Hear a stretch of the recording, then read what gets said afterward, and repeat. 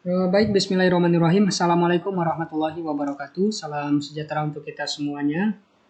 Apa kabarnya hari ini? Semoga tetap dalam keadaan sehat walafiat dimanapun kita berada dan tetap optimis untuk mengikuti pembelajaran dari rumah. Kita kembali lagi bertemu di channel ini di mata pelajaran kerja bengkel dan gambar teknik. Pada hari ini kita masuk ke kompetensi dasar yang kelima, yaitu tentang bagaimana cara menerapkan dasar instalasi listrik sederhana. Uh, kita hanya akan membahas tentang instalasi listrik satu fasa pada hari ini.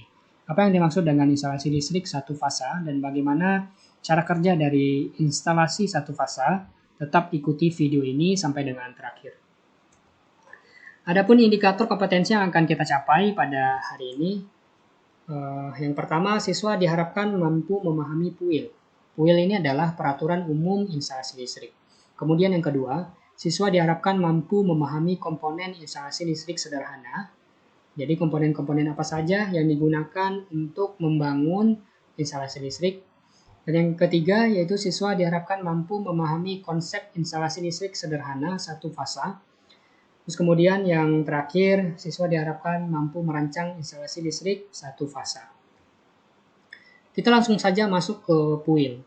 PUIL ini adalah singkatan dari Peraturan Umum Instalasi Listrik, yaitu sebuah acuan atau standar atau aturan yang dipakai di Indonesia dalam membangun instalasi listrik yang baik dan benar. Jadi awalnya PUIL ini diterbitkan pada tahun 1977, kemudian direvisi pada tahun 1987, dan terakhir direvisi lagi pada tahun 2000. Jadi sistem penyaluran dan cara pemasangan instalasi listrik di Indonesia harus mengikuti aturan yang ditetapkan oleh PUIL. Tujuan dari Peraturan Umum Instalasi Listrik di Indonesia adalah yang pertama, melindungi manusia terhadap bahaya listrik dan kejutan arus listrik. Dan yang kedua, keamanan instalasi dan peralatan listrik agar perabot atau peralatan elektronika yang ada di rumah tidak mudah mengalami kerusakan.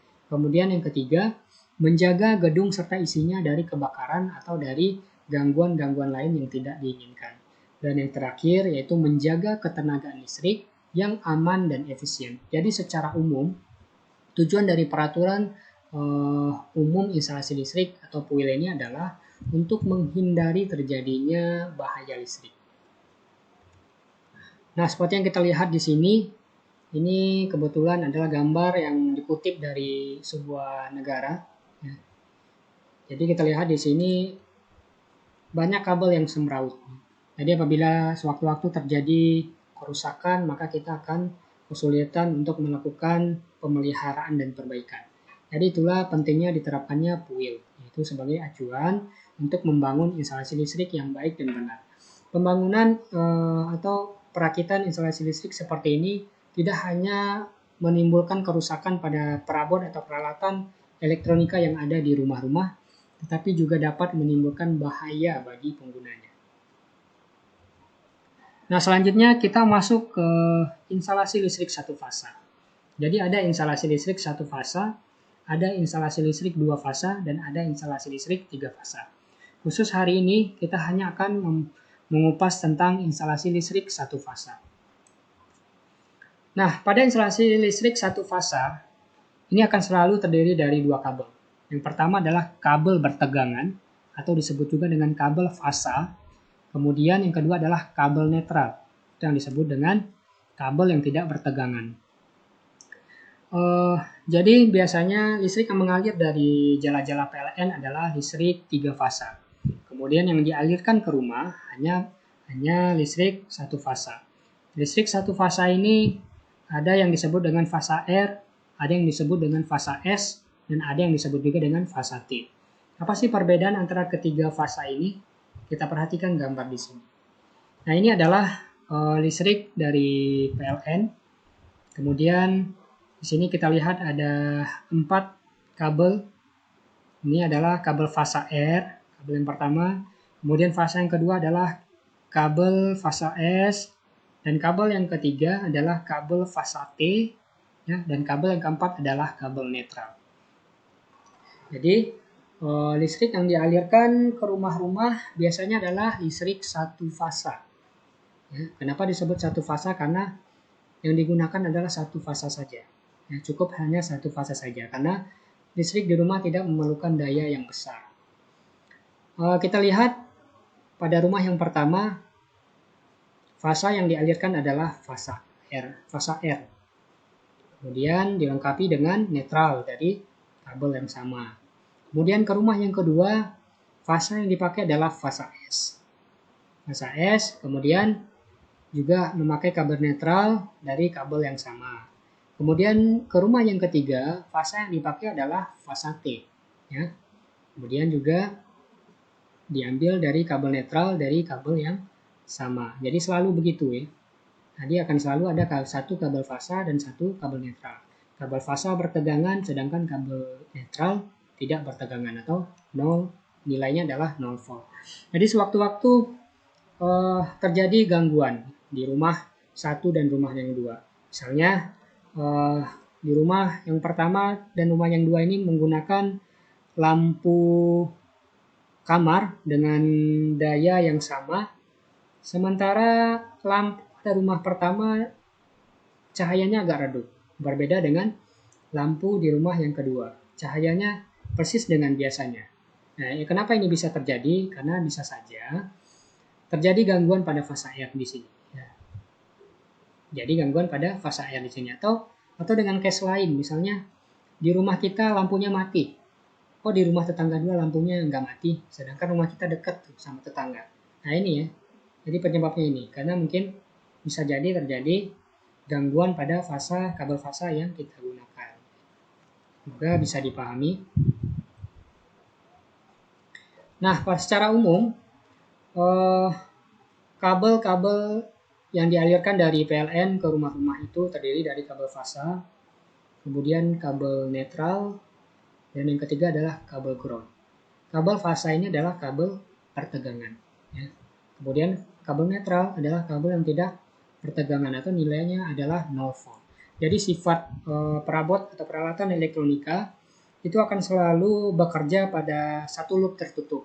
Satu loop tertutup itu maksudnya adalah membutuhkan kabel bertegangan atau yang disebut dengan kabel positif dan membutuhkan satu kabel tidak bertegangan, ya, atau kabel negatif.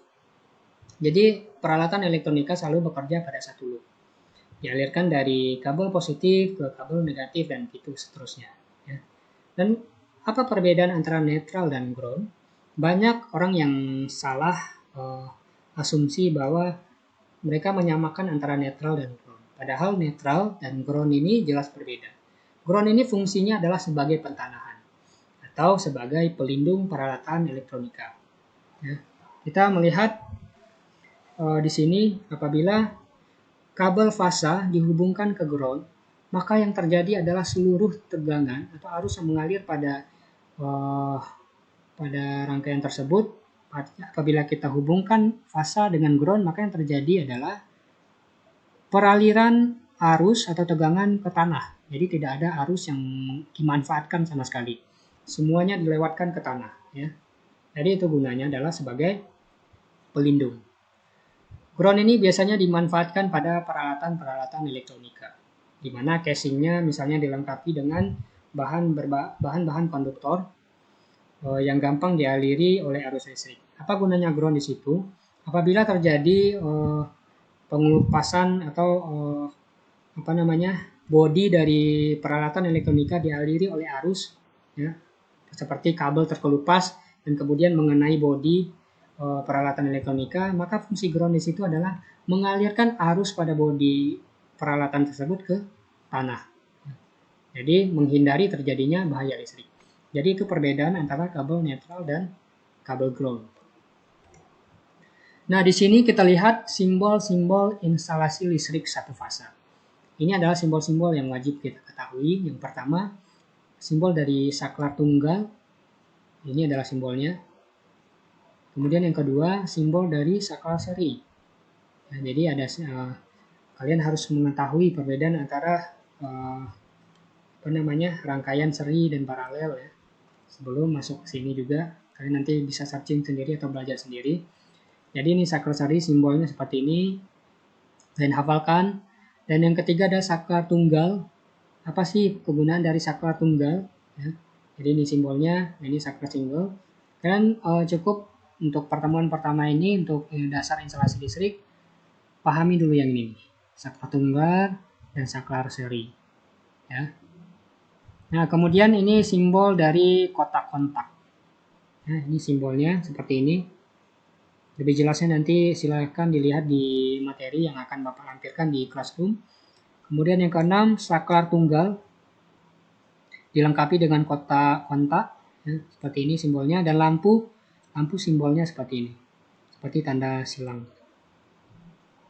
Ya, jadi ini nanti dihafalkan ya, agar nanti memudahkan kita dalam membuat gambar dasar instalasi listrik. Nah, ini adalah cara pemasangan instalasi listrik satu fasa dari jala-jala PLN, kemudian dihubungkan ke kWh meter. Jadi kalian tahu ya fungsi dari kWh meter ini. Selanjutnya dari kWh meter baru nanti dihubungkan ke MCB. MCB ini adalah sebuah pengaman. Jadi apabila nanti terjadi konsleting di bagian sini, maka MCB akan memutus rangkaian, ya. Otomatis akan memutus rangkaian. Itu kegunaan dari MCB, yaitu sebagai pengaman instalasi listrik. Nah, kita lihat di sini ya, dari jala-jala PLN ada kabel fasa dan ada kabel netral. Kabel fasa nanti dihubungkan ke MCB. Jadi MCB ini sifatnya seperti dengan stop kontak, jadi sifatnya memutus dan menghubungkan. Makanya di sini tidak memerlukan catu dari tegangan negatif.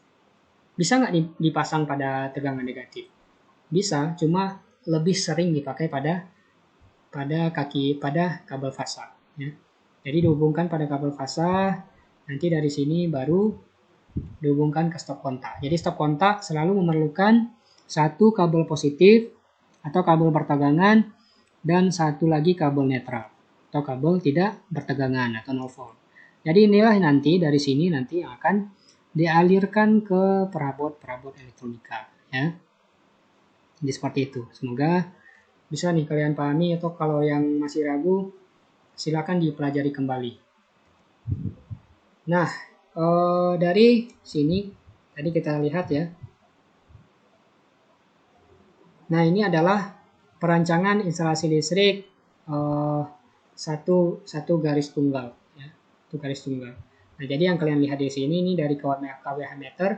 Garis miring ini adalah maksudnya adalah jumlah kabel yang ada di situ, yang mengalir, yang dirancang di situ.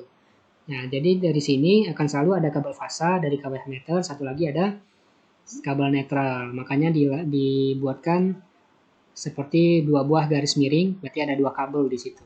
Dan kemudian dari MCB nanti keluar, ya. Jadi keluar dari MCB nanti ada 3 kabel, ya. Ada 3 kabel.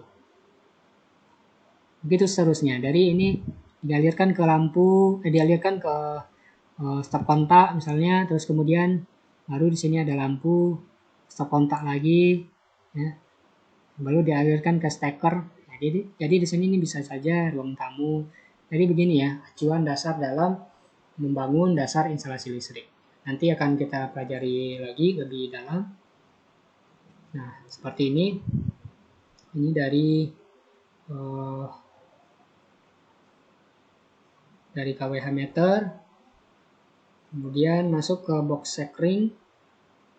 Ya, jadi ini yang kita lihat tadi di sini. Ada 4 kabel itu ini nih. 4 kabel ya. Jadi ini 2 kabel yang dimaksud. Jadi ini adalah gambar garis tunggalnya. Ya. Jadi gambar garis tunggal ini akan selalu mewakili gambar ini. Jadi dari yang keluar dari kWh meter tadi ada dua kabel, maka digambarkan dengan 2 garis miring seperti ini. Ya.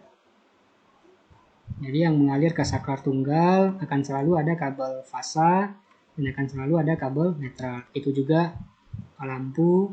Lampu ini adalah beban, maka membutuhkan 1 kabel fasa dan 1 kabel netral. Berbeda halnya dengan stop kontak. Berbeda halnya dengan saklar. Saklar ini sifatnya adalah memutus dan menghubungkan arus. Maka dia bisa dipasang pada garis netral atau bisa dipasang pada garis fasa atau garis bertegangan. Oke, mungkin itu saja untuk penjelasan tentang instalasi listrik satu fasa. Semoga bisa dipahami, dan kalau masih ada yang ragu nanti silakan dibaca lagi materi yang ada di Classroom yang Bapak bagikan. Sebagai penutup ada 2 pantun. Ramai orang membeli jamu di bawah pokok cuaca redup. Bersungguh-sungguh mencari ilmu, ilmu dicari penyuluh hidup. Buah cempedak di luar pagar, ambil galah tolong jolokkan. Kamu budak baru belajar, kalau salah nanti akan saya tunjukkan. Oke, sekian, terima kasih atas perhatiannya. Akhir kata, Assalamualaikum warahmatullahi wabarakatuh.